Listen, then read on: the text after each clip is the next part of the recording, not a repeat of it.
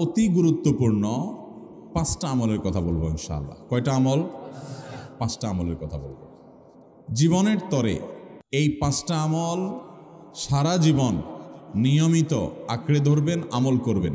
যারা নিয়ত করতেছেন হাত তোলেন। আল্লাহ আমাদের সবাইকে আমল করার তৌফিক দান করুন। আল্লাহ আমাদের সবাইকে কবুলার মঞ্জুর করুন। নাম্বার 1, সবচেয়ে বেশি যেটা করতে হবে পরিমাণে, জুমার দিন, জুমার রাত, বৃহস্পতিবার সন্ধ্যা থেকে নিয়ে শুক্রবার সন্ধ্যার আগ পর্যন্ত পরিমাণে সবচাইতে বেশি করতে হবে যে আমলটা, সেটা হলো দুরূদ শরীফের আমল। কিসের আমল? ভাইরা, দুরূদ এমন একটা আমল, আপনি যদি শুধু দুরূদের এই আমলটাকে আঁকড়ে ধরেন, সবসময় আপনার মুখ দিয়ে দুরূদ বের হতে থাকে, পড়তে থাকেন, তো নবী করিম সাল্লাল্লাহু আলাইহি সাল্লামের ভাষ্য অনুযায়ী, তার ওয়াদা অনুযায়ী, ইদান তুকফা হাম্মুক ওয়া তুগফার যামবুক, তোমার যত পেরেশানি আছে নবী সাল্লাল্লাহু আলাইহি সাল্লাম বলেছেন, এই সব পেরেশানি দূর করার জন্য এই দুরূদের আমলটা যথেষ্ট হবে ইনশাআল্লাহ। এবং গুনাহ মাফের জন্য এই দুরূদের আমলটা কি হবে? যথেষ্ট। নবী করিম সাল্লাল্লাহু আলাইহি সাল্লাম বলেছেন, মান সাল্লা আলাইয়া মাররাতান সাল্লাল্লাহু আলাইহি আশরা, যে ব্যক্তি আমার প্রতি একবার দুরূদ পাঠ করবে, আল্লাহ রাব্বুল আলামিন তার প্রতি 10 বার রহমত নাজিল করবেন। কয়বার রহমত নাজিল করবেন? আপনার জীবনে 10টি জায়গায় খুব ক্রাইসিসে পড়ে গেছেন, কোনো জটিল সিচুয়েশনে মুখোমুখি হয়ে গেছেন, বিপদের মধ্যে পড়ে গেছেন, ওই জায়গায় আল্লাহর রহমত পাবেন। এরকম একবার দুরূদ পাঠ করবেন হক আদায় করে, যথাযথভাবে মহব্বতের সাথে 10 বার আপনার জীবনে আল্লাহ তাআলা অনুগ্রহ নাজিল করবেন।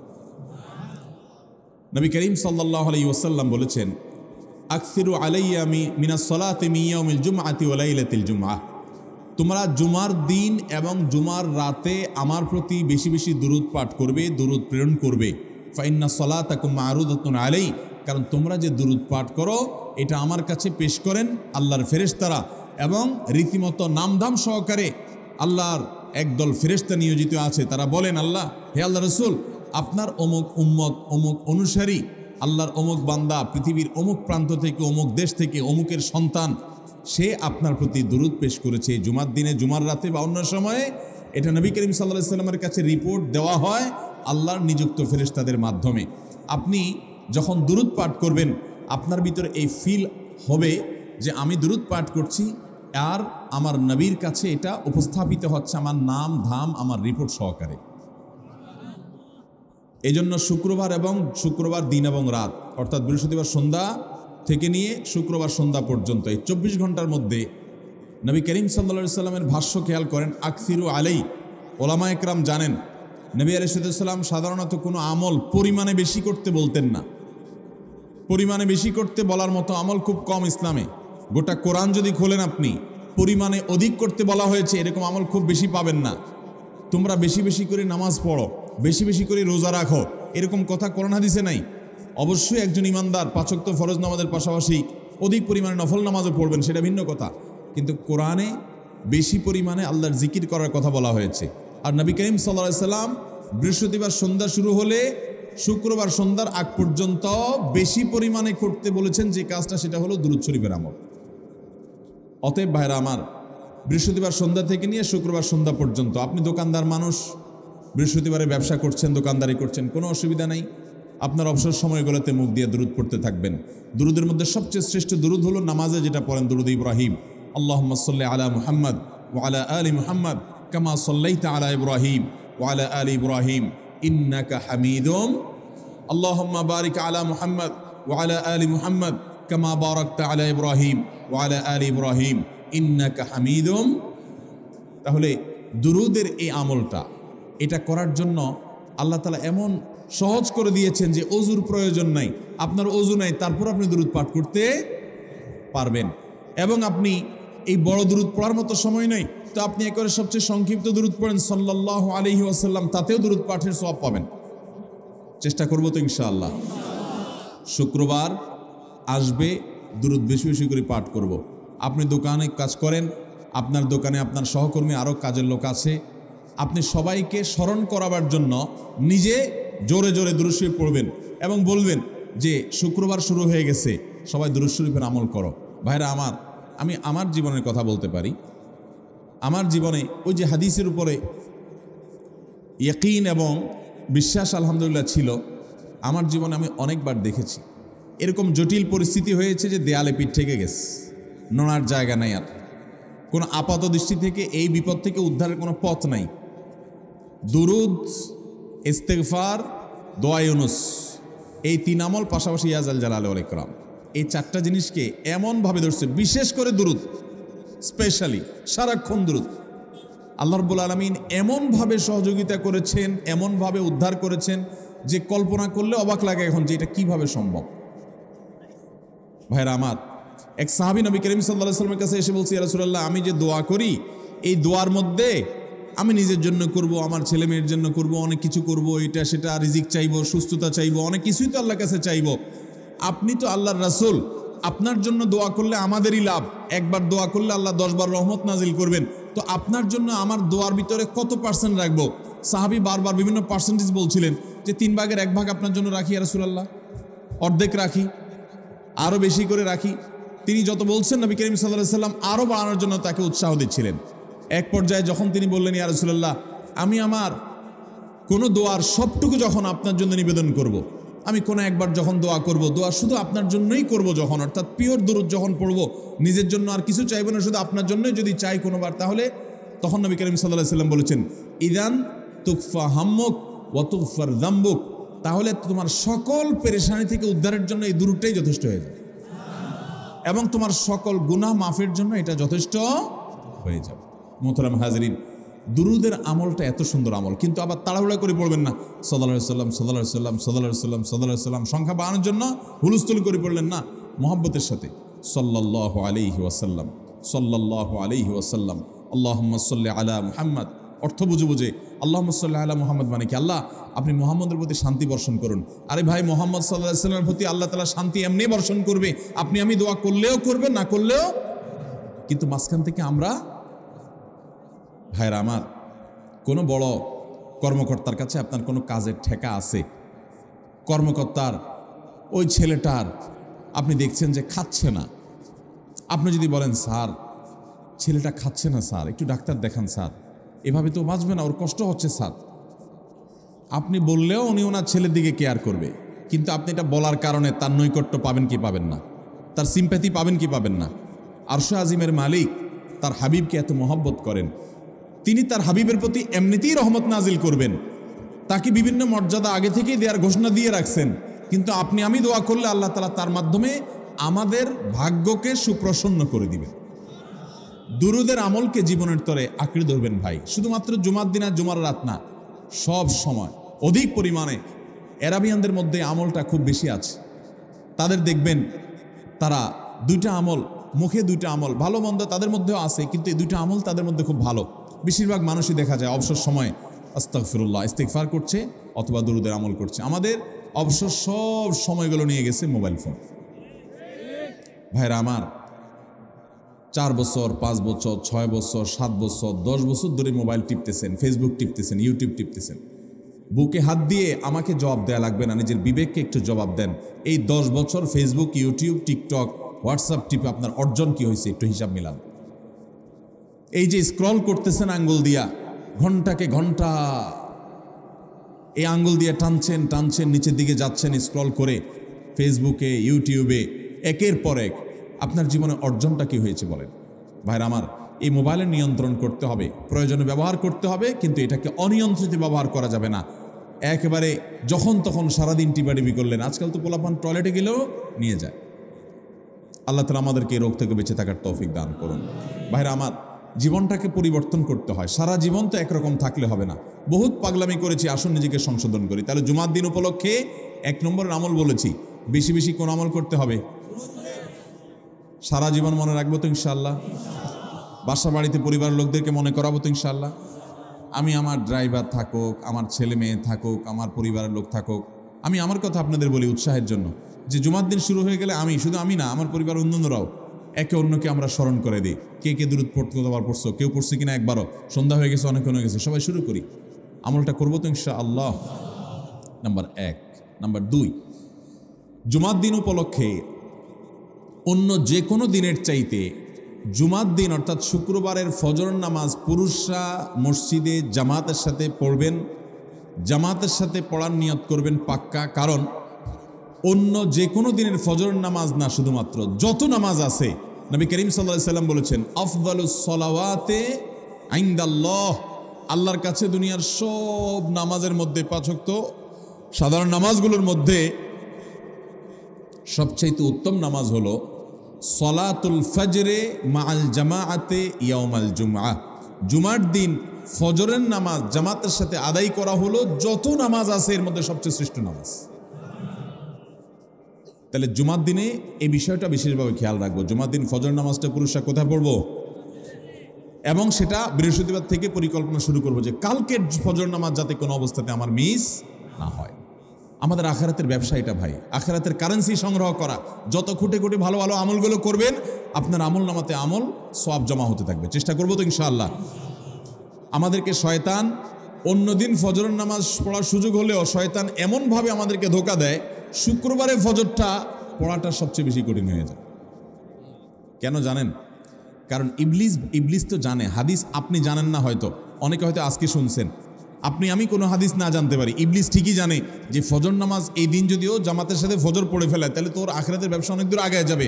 ওর সাথে তো আমাদের বাবা আদমের সাথে সেই চ্যালেঞ্জ, আদম আলাইহিস সালামকে সিজদা করতে বলা হয়েছে, সে তো করে নাই, তার সৌজন্য বা তার জন্য সিজদা নিবেদন করে নাই, আল্লাহ তাআলা সেজন্য তাকে জান্নাত থেকে বের করে দিয়েছে। তার কারণে এই ইবলিস তখনই আল্লাহর সাথে, আল্লাহর সামনেই চ্যালেঞ্জ ছুড়ে দিয়েছে আদম আলাইহিস সালামের সাথে যে লা উবিয়ান্নাহুম আজমাইন, আমি আদমের সব সন্তানগুলোকে পথহারা করে ছাড়বো, ওদেরকে জান্নাতের পথে চলতে দিব না। এই জন্য আল্লাহ তাআলার কাছে সে কিছু পাওয়ার চাইয়া নিছে। এর ভিতরে একটা হলো কিয়ামত পর্যন্ত হায়াত পাবে, আরেকটা হলো আমাদের রগের সাথে সে মিশতে পারে, রক্ত প্রবাহের সাথে মিশতে পারে, শরীরের মধ্যে প্রভাব সৃষ্টি করতে পারে, আমাদেরকে দুর্বল করতে পারে, মন্দ দিকে টানতে পারে, ভালো কাজ যেন না হয় মনে মনে কুমন্ত্রণা সৃষ্টি করতে পারে।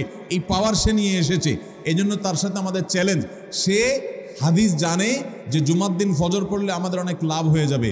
এই জন্য সে বৃহস্পতিবার রাতে, অন্য দিন যদি আপনি 10টা 11টা বা 11:30টায় ঘুমান, 12টায় ঘুমান, জুমার দিন অর্থাৎ বৃহস্পতিবার দিবাগত রাতে আইসা ইবলিস বলে, আরে পাগল হইছস, কালকে হলো শুক্রবার, দোকানদারি নাই, ব্যবসা নাই, চাকরি নাই, মহিলাদেরকে বলে কালকে পোলাপানের স্কুল নাই, মাদ্রাসা নাই, আজকে একটু টক শো, মিষ্টি শো, নাটক, সিনেমা, ইউটিউব, ফেসবুক, ওয়াজই শুন অন্তত। শয়তান কি বলে, ঠিক আছে তোর যদি এত ফিল্ম দেখতে মনে না চায়, তুই যদি মুসলমান হস, নেককার হস, তো ঠিক আছে অমুক হুজুরের ওয়াজ শুন। এই হুজুরের ওয়াজ শোনাত লাগাই দিয়ে রাত 1টা 2টা পর্যন্ত পার করে দিল। এরপরে ফজর নামাজ ওর জামাতের সাথে মিস শেষ। ভাইরা আমার, প্রত্যেক বৃহস্পতিবার আসলে সন্ধ্যার সময় প্রতিজ্ঞা করব, সপ্তাহের অন্য দিন যদি আমার ত্রুটি বিচ্যুতি হয়ও আমি সেটাকে কারেকশন করার চেষ্টা করব, কিন্তু শুক্রবার ফজরটা পুরুষ হিসাবে আমি জামাতের সাথে পড়বই পড়বো। তার জন্য রাতে আগে আগে শোবো, ডাবল ট্রিপল অ্যালার্ম দিয়ে শোবো, অন্য নামাজি বন্ধুকে বলবো ফোন দিয়ে ডেকে দিবি, একে অন্যের সহযোগিতা করব, কিন্তু ফজরের নামাজ জুমার দিন ছাড়বো না ইনশাআল্লাহ। ঠিক আছে তো? কয়টা আমল হলো?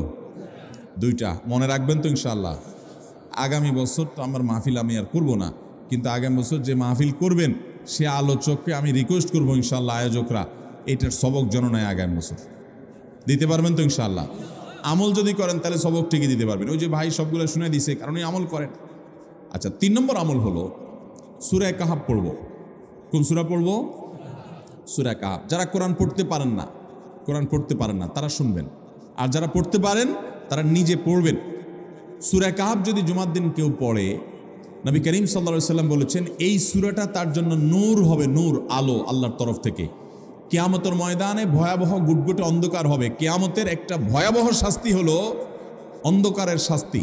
ভাইরা আমার, অন্ধকারের শাস্তি মানে এমন ভয়াবহ অন্ধকার হবে যে দুনিয়ার অন্ধকারের সাথে কোনো তুলনাযোগ্য নয়। সেই ভয়াবহ অন্ধকারে কিছু আমল আছে যে আমলগুলো মানুষের ওই অন্ধকারের মধ্যে আলোর কাজ দিবে। এর মধ্যে একটা হলো অজুর অঙ্গগুলো যদি কেউ ভালো করে অজু করে, সুন্দর করে ডলে ডলে যেন শুকনা না থাকে, উত্তম রূপে যদি অজু করে কেউ, পানি অপচয় না করে, পানি অল্প নয় কিন্তু ডলে বেশি, সুন্দর করে যদি কেউ অজু করে, এই অজুর অঙ্গগুলো কিয়ামতের ময়দানে উজ্জ্বল হয়ে জলজল করে জ্বলতে থাকে এবং তার জন্য আলোর কাজ দেয়। সবাই যখন অন্ধকারের আযাবের মধ্যে নিমজ্জিত থাকে, হাউতাশ করে, তখন এই ব্যক্তির এই আমলটা তার আলো ভূমিকা আসে। আর আরেকটা হলো এই সূরা কাহফ। অন্য অনেক উলামা ইকরাম বলেছেন এর ব্যাখ্যা হলো সূরা কাহফ যদি কেউ এক বৃহস্পতিবারে পড়ে, পরের বৃহস্পতিবার পর্যন্ত, এক শুক্রবারে যদি পড়ে, পরের শুক্রবার আগ পর্যন্ত পুরো সপ্তাহব্যাপী তার ভিতরে নূর, ঈমানের নূর, তাকওয়ার নূর, ইলমের নূর, আমলের নূর, ভালো মানুষ হওয়ার নূর তার ভিতরে আল্লাহ তাআলা সৃষ্টি করে দিবেন। এই জন্য জুমার দিন সূরা কাহফ পড়বো তো ইনশাআল্লাহ। আলহামদুলিল্লাহ ভাই, আপনাদেরকে যে আমলগুলো করছি এগুলো আমি, আমার পরিবারের সদস্য, পরিচিত, সহকর্মী, আমি চেষ্টা করি সবাইকে স্মরণ করানোর এবং আমল করার চেষ্টা করি। আপনাদেরকেও বলছি ভাই, জুমার দিন যেহেতু, অতএব আজকে জুমার দিন উপলক্ষে বলে যাচ্ছি, জুমার দিনের এই 14-15টা আমলের মধ্যে সামারি করে আমি 5টা আমল করে দিচ্ছি যে এগুলোর গুরুত্ব অনেক বেশি অন্য অনেকগুলো চাইতে, এগুলো বিশেষভাবে করব। তাহলে এর মধ্যে প্রথমটা চলে গেল দুরুদ বেশি বেশি করে পড়ব। দ্বিতীয়টা হলো জুমার দিনের ফজর নামাজ কোনো অবস্থাতে জামাতের সাথে পড়া মিস করব না, কারণ নবী সাল্লাল্লাহু আলাইহি ওয়াসাল্লাম বলেছেন সকল নামাজের মধ্যে সবচেয়ে সেরা, উত্তম, শ্রেষ্ঠ নামাজ, অর্থাৎ ওয়াক্তিয়া নামাজের মধ্যে সবচেয়ে শ্রেষ্ঠ নামাজ হলো জুমার দিনের ফজরের নামাজ জামাতের সাথে পড়া। তাহলে মহিলারা কি করবে? মহিলারা পুরুষদেরকে উঠায় উঠায় মসজিদে পাঠিয়ে দিবে এবং সহযোগিতা করবে, তাহলে তার মাধ্যমে তারাও একই সওয়াব পেয়ে যাবে। আর 3 নম্বর আমলে বলেছিলাম সূরা কাহফ, এটা নারী পুরুষ সবাই করবে বেশি বেশি করে, ঠিক আছে তো ইনশাআল্লাহ? আমরা অনেক ভাই আছি সপ্তাহের 6 দিন আমাদের কোরআন পড়ার সুযোগ হয় না, তো অন্তত জুমার দিন সূরা কাহফটা যদি আপনি বাধ্যতামূলক করেন, আলহামদুলিল্লাহ, এটা অনেক বড় সূরা, পড়তে আপনার 20-25 মিনিট 30 মিনিট সময় পর্যন্ত লেগে যাবে। আপনি আধা ঘন্টার সময় ধরে যদি আস্তে আস্তে সুন্দর করে পড়েন, তো সপ্তাহে একবার অন্তত কোরআনের সাথে আপনি সময় দিলেন।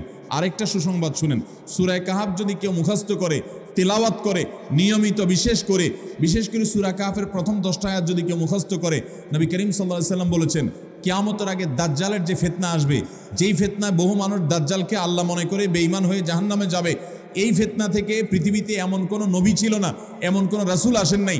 এই মানব ইতিহাসের প্রথম মানুষ আদম আলাইহিস সালাম থেকে নিয়ে আমাদের মুহাম্মদ সাল্লাল্লাহু আলাইহি ওয়াসাল্লাম পর্যন্ত এই লক্ষ লক্ষ যত নবী রাসূল এসেছে, সমস্ত নবী রাসূলরা একটা ব্যাপারে সাবধান করে গেছেন, দাজ্জাল আসবে, যে দাজ্জালের হাতে পাওয়ার থাকবে এত বেশি, অলৌকিকত্ব থাকবে এত বেশি, সে মরা মানুষকে জিন্দা করে ফেলবে, জিন্দা মানুষকে বলবে সে মরে যাবে, তার হাতেই সব কন্ট্রোলিং পাওয়ার থাকবে, দুনিয়ার সমস্ত রিজিক তার হাতে কক্ষিগত থাকবে, এমন পাওয়ার থাকবে তাকে দেখে মানুষ বলবে হ্যাঁ এই তো আল্লাহ, এই তো সব কিছু পারে, বেঈমান হয়ে যাবে।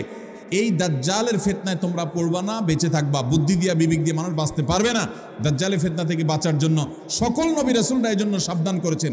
আমাদের নবী সাল্লাল্লাহু আলাইহি ওয়াসাল্লাম নামাজের শেষ বৈঠকে দোয়া মাসুরের জায়গায় একটা দোয়া পড়তেন, আল্লাহুম্মা ইন্নী আউযু বিকা মিন আযাবিন নার ওয়া আযাবিল কবর ওয়া আউযু বিকা মিন ফিতনাতিল মাহইয়া ওয়াল মামাত ওয়া আউযু বিকা মিন শাররি ফিতনাতিল মাসীহিদ দাজ্জাল। আল্লাহ আপনার কাছে দাজ্জালের ফিতনা থেকে পানা চাই। 1450 বছর হয়ে গেছে, এখনো দাজ্জালের আবির্ভাব হয় নাই, হবে কিয়ামতের আগে, কখন হবে আল্লাহ ভালো জানেন। কিন্তু নবী সাল্লাল্লাহু আলাইহি ওয়াসাল্লাম বলেছেন সূরা কাহফের প্রথম 10 আয়াত যদি কেউ মুখস্থ করে, তো এই ব্যক্তিকে আল্লাহ রাব্বুল আলামিন এবং যদি তেলাওয়াত করে, এই ব্যক্তিকে আমলের মাধ্যমে দাজ্জালের ফিতনা থেকে আল্লাহ বাঁচিয়ে রাখবে। দাজ্জাল তো অনেক পরের কথা, কোথাকার কোন আল্লাহর প্রতি অবিশ্বাসী মুশরিক বা কাফের খেলোয়াড় একটু পায়ের ভেলকি দেখায়, লক্ষ লক্ষ কোটি কোটি মানুষ হুমড়ি খেয়ে তার ভক্ত হয়ে ইমানি চেতনা, আমলি চেতনা, তাকওয়া, তাহারাত সব খুঁয়ে বসে থাকে। আর সেখানে দাজ্জালের মতো এরকম মিরাকল, সব মিরাকল তার হাতে থাকবে। এরকম পরিস্থিতি যখন আসবে তখন মানুষ কি করবে? এখন এই যে তথ্য প্রযুক্তির উন্নতির এই সময়ে কত মুসলমানের সন্তান বেঈমান হয়ে যাচ্ছে, বিজ্ঞানরাই তারা আল্লাহ বানায় বসে থাকতেছে, আছে না নাই? ধারণামূলক বিষয়কে তারা চূড়ান্ত বিষয় বানিয়ে বসে আছে, বেঈমান হয়ে যাচ্ছে। এবং টাকার যে কারিশমা, টাকা দিলে সব হয়ে যায়, টাকা নাই তো কিছুই হয় না। এই জন্য বেঈমান হয়ে অনেকে বলে যে টাকাই নাকি দ্বিতীয় খোদা, নাউজুবিল্লাহ। ভাইরা আমার, দুনিয়ার এই ভেলকি কি দেখছি আমরা, কিয়ামতের আগে ভেলকি আরো অনেক দেখবে আমাদের পরবর্তী প্রজন্ম, আমাদের ছেলে মেয়েরা, নাতিপুতিরা আরো অনেক ভেলকি দেখবে, এমন ভেলকি দেখবে যে তাদের আল্লাহর প্রতি ঈমান আনা, আখিরাতের প্রতি বিশ্বাস করাটা কঠিন থেকে কঠিন হয়ে যাবে। এরকম পরিস্থিতি তৈরি হবে দুনিয়াতে। তথ্য প্রযুক্তির উন্নতির নাম দিয়ে, এটার নাম দিয়ে, সেটার নাম দিয়ে মানুষের জীবনযাত্রা সহজ হবে, কিন্তু এর মাধ্যমে মানুষের ঈমান দুর্বল হওয়ার অনেক সম্ভাবনা, সংখ্যা তৈরি হবে এবং শয়তান সেগুলো সৃষ্টি করবে। এই আশঙ্কা থেকে বাঁচার জন্য সূরা কাহফটা হলো মহৌষধের মতো। অতএব জুমার দিন প্রত্যেক শুক্রবারে সূরা কাহফ পড়ব তো ইনশাআল্লাহ। মায়েরা, বোনেরা, আমরা ভাইয়েরা যারা আছি, বাবারা যারা আছি, আল্লাহর ওয়াস্তে জীবনের তরে নিয়ত করে নেন আজকের মাহফিল থেকে জীবনে কখনো বৃহস্পতিবার সন্ধ্যা থেকে শুক্রবার সন্ধ্যার আগ পর্যন্ত আমার হাজার ব্যস্ততা থাকুক, সূরা কাহাফটা পড়া ছাড়া আমি কোনো কাজ করব না আমি আল্লাহর অনেক বান্দাকে ব্যক্তিগতভাবে জানি, আমি নিজেও এতটা গুরুত্ব দিয়ে করতে পারি না। অনেক বড় সরকারি কর্মকর্তা, অনেক বড় পদের নাম আমি বলবো না, আমাকে বলে ভাই আমি মাগরিবের পর, ব্যক্তিগতভাবে আমি জানি উনি খুব সৎ মানুষ, সব মানুষ একরকম হয় না, সৎ মানুষ। উনি বললেন ভাই মাগরিবের পরে আমার ফ্যামিলির সব বাচ্চা কাচ্চা সবাইকে আমি বলি, আমি ব্যস্ত থাকলেও বলি যে মাগরিবের পরে আগে সবাই সূরা কাহাফটা পড়ে ফেলো, এরপর অন্য সব আমল। আমরাও চেষ্টা করবো না ইনশাআল্লাহ। কয়টা আমল গেল? 3টা, আর 2টা আছে।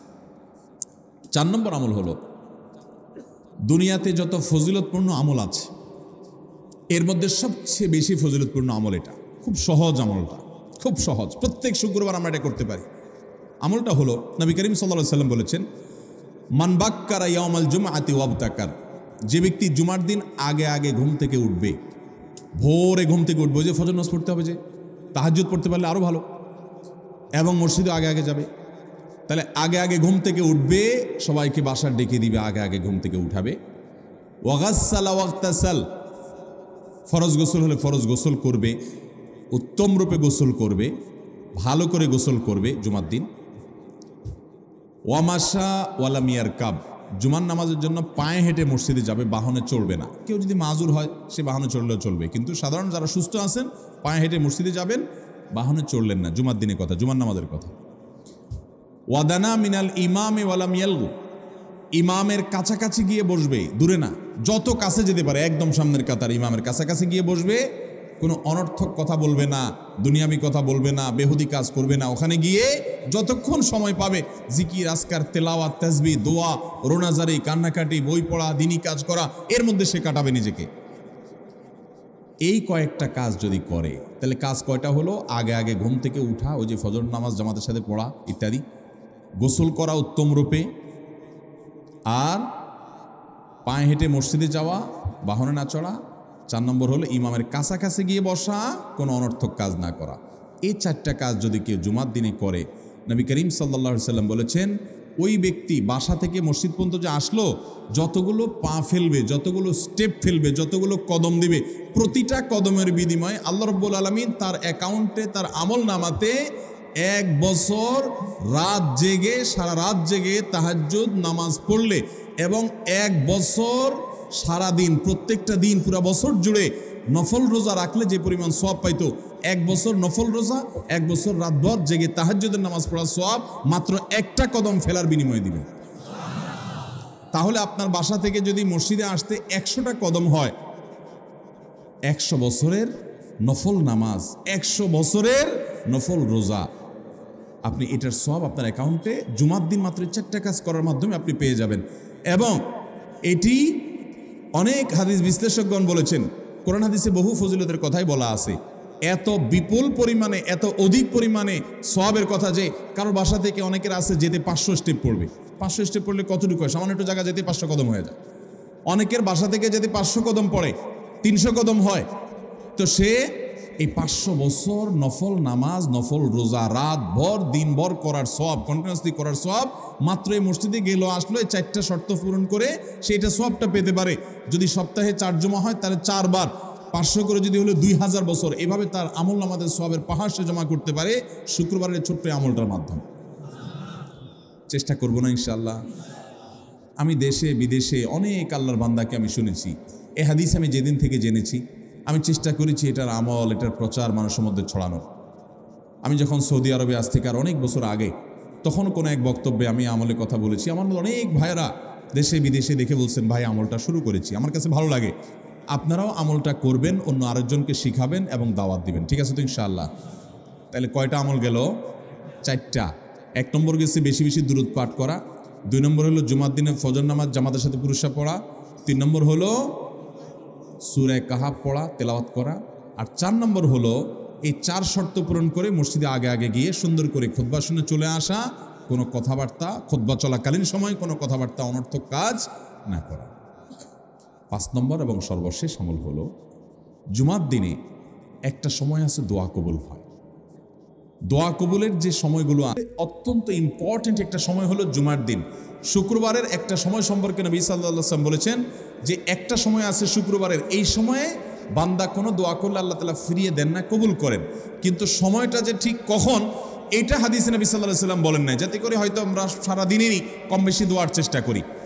এই বিষয়ে মুহাদ্দিসগণ, হাদিস বিশ্লেষকগণ, পণ্ডিত ওলামায়ে কেরামগণ হাদিসের বিভিন্ন আকার ইঙ্গিতকে গবেষণা করে, অ্যানালাইসিস করে এক একজন এক এক সময়ের কথা বলেছেন। তবে বেশিরভাগ ইমাম, বেশিরভাগ পণ্ডিত ওলামায়ে কেরাম, বেশিরভাগ আপনার ইসলামিক স্কলারগণের বক্তব্য হলো যে এই সময়টা হলো জুমার দিনের শেষ প্রহর, আসরের পর থেকে নিয়ে সূর্য ওঠার আগ পর্যন্ত এই সময়টা।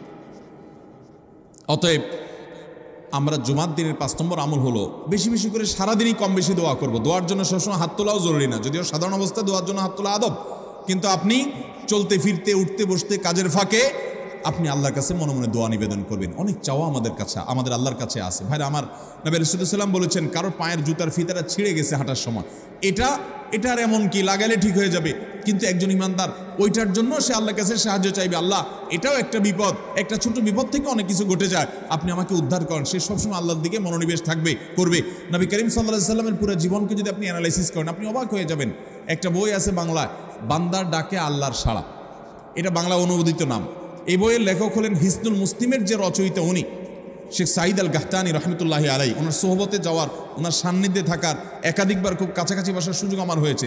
সৌদি আরবের একজন বড় আলেম ছিলেন, দুনিয়া থেকে চলে গেছেন।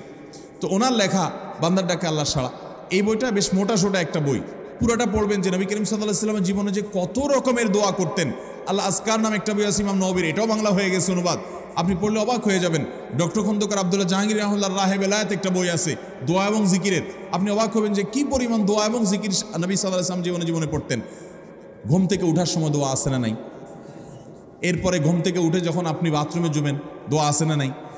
আবার টয়লেটে গেলেন, টয়লেট সেরে আসলেন, আপনি অজু করবেন, অজুর জন্য দোয়া আছে না নাই? বিসমিল্লাহ। এরপরে অজু শেষ করলেন, কালিমায়ে শাহাদাত আছে না নাই? এরপরে আপনি যখন ঘর থেকে বের হয়ে মসজিদে যাবেন, বের হওয়ার দোয়া আছে।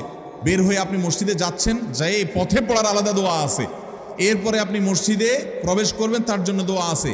মসজিদে ঢুকার পরে মসজিদে ঢুকার নামাজ আছে। এরপরে মসজিদে নামাজ বন্দেগী ইবাদত জিকির করে বের হচ্ছেন, সেটার জন্য আবার দোয়া আছে। আবার আপনি যাচ্ছেন, কাজকর্মে যাচ্ছেন, বাজারে যাচ্ছেন, সেটার দোয়া আছে। স্ত্রী সহবাস করার সময় দোয়া আছে। দোয়া নাই, জিকির নাই, এমন কোনো মুহূর্তে ইমানদারের জীবনে থাকতে পারে না। নবী করিম সাল্লাল্লাহু আলাইহি ওয়াসাল্লাম এই পরিমাণ দোয়া করতেন। এই জন্য ভাইয়েরা, দোয়া যদি সবসময় করতে কষ্ট হয় হাত তুলতে, আপনি হাত তোলা ছাড়া শুক্রবারে দোয়া করেন, দোয়াটা অনেক বেশি করা দরকার। আমাদের কত জিনিস আল্লাহর কাছে চাইতে হয়, আমরা আল্লাহর কাছে চাই না। পেটে অসুখ হয়েছে, আমরা ডাক্তারের কথা মাথায় আগে আসে, আপনি ওষুধ খান, ওষুধ খাওয়া সুন্নত, কিন্তু ইমানদার সব কিছুর আগে আল্লাহর কথা স্মরণ করবে এবং আল্লাহর কাছে বলবে, আল্লাহ আপনি সহজ করে দেন। আপনার অসুখ হয়েছে, সব কিছুর আগে নাপার কথা মনে আসে, আরে ভাই প্যারাসিটামলের কথা মনে আসে, এটা দোষের না, কিন্তু আপনার মনে আগে আসতে হবে যে নবী সাল্লাল্লাহু আলাইহি ওয়াসাল্লাম দোয়া শিক্ষা দিয়েছেন, যদি কেউ ব্যথার জায়গায় হাত দেয় এবং পরে আউযু বিইজ্জাতিল্লাহি ওয়া কুদরাতিহি মিন শাররি মা আজিদু ওয়া হাজির, আল্লাহ রাব্বুল আলামিন তার ব্যথা দূর করে দিবেন। এক সাহাবী এই হাদিসের উপর আমল করে তৎক্ষণাৎ তার ব্যথা দূর করেছেন। শুধু ইয়াকিনের অভাব, শুধু বিশ্বাসের অভাব, ঈমানের অভাব। তাহলে আমাদের আল্লাহর দিকে মনোনিবেশ করতে হবে দোয়ার জন্য বেশি বেশি। তাহলে শুক্রবারে 5 নম্বর আমল হলো বেশি বেশি কি করবো? ইনশাআল্লাহ দোয়া, বেশি বেশি দোয়া করবেন, উঠতে বসতে চলতে ফিরতে। বিশেষভাবে সূর্য ডুবার আগের যে সময়টা শুক্রবার, অর্থাৎ দিনের শেষ সময়টা, বিশেষভাবে আল্লাহ তাআলার কাছে দোয়া করুন। ঠিক আছে তো ইনশাআল্লাহ? কয়টা আমল বললাম? 5টা আমল। 1, বেশি বেশি দুরুদ। 2, ফজর নামাজ জামাতের সাথে পড়া পুরুষরা, মহিলারা অক্তমতো পড়বেন, পুরুষদেরকে পাঠিয়ে দিবেন মসজিদে। 3, সূরা কাফ পড়বেন। 4, আগে ঘুম থেকে উঠে উত্তম রূপে গোসল করে মসজিদে আগে আগে গিয়ে পায়ে হেঁটে গিয়ে সামনে ইমাম সাহেবের কাছাকাছি গিয়ে বসা, অনর্থক কথা কাজ না করা, তেলাওয়াত জিকির আজকারে মশগুল থেকে নামাজটা পড়ে বের হয়ে আসা, এই কাজ। নাম্বার 5, দোয়া করা, বিশেষ করে দিনের শেষ প্রহরে। আমল করবো তো ইনশাআল্লাহ? মনে থাকবো তো ইনশাআল্লাহ? আমরা প্রয়োজনে বাসায় গিয়ে একটা কাগজে নোট করে ফেলবো, লিখে ফেলবো, লিখে এরপরে ওয়ালে টাঙ্গায় দিবেন বাসায় যে জুমার দিন এই 5 কাজ আমি ছাড়বো না। আপনি যদি মনেও না থাকে, আপনার যদি ভুলেও যান, আপনি এই কাগজ আপনাকে মনে করাবে ইনশাআল্লাহ। বাসায় ফ্যামিলির লোকদের সাথে শেয়ার করবেন, জুমার দিন হুজুর বলেছেন, আমি একটু আমার মন থেকে বলিনি, এগুলো সব কোরআন হাদিসের কথা বলেছি আপনাদেরকে। কোরআন হাদিসের আলোকে 5টা আমলের কথা বলেছেন, বিশেষভাবে জুমার দিন আমি 5টা আমল করবই করব। ভাইরা আমার, প্রত্যেক জুমার দিন যদি আপনি একটু ইমানের রিচার্জ করেন, ইনশাআল্লাহ সারা সপ্তাহ আপনার জন্য সেটা উপকারে আসবে। চেষ্টা করবো তো ইনশাআল্লাহ? এবং দোকানে অফিসে টাঙ্গায় রাখবেন। যারা এই টাঙ্গায় রাখার আমলটা করবেন, আয়োজক যারা আছেন, আপনাদের কাছে আমার অনুরোধ, যে ভাইরা এই কাজটা করছেন ওনারা যদি আয়োজকদের মাধ্যমে ছবিটা আমার কাছে পাঠাইতে পারেন, আমার অফিসে নিয়ে আমি ইনশাআল্লাহ নিজে হাতে তাদের পুরস্কার দেব। বিশেষ করে এই মাহফিলের লোক যারা আছেন আজকের আয়োজকদের মাধ্যমে। আল্লাহ তাআলা এই আমলগুলো আমাকে আপনাকে আমাদের সবাইকে করার তৌফিক দান করুন। আমল মনে রাখবো তো ইনশাআল্লাহ, আমল করবো তো ইনশাআল্লাহ। জাযাকুমুল্লাহু খায়রা ওয়া আখিরু দাওয়ানা আলহামদুলিল্লাহি রাব্বিল আলামিন।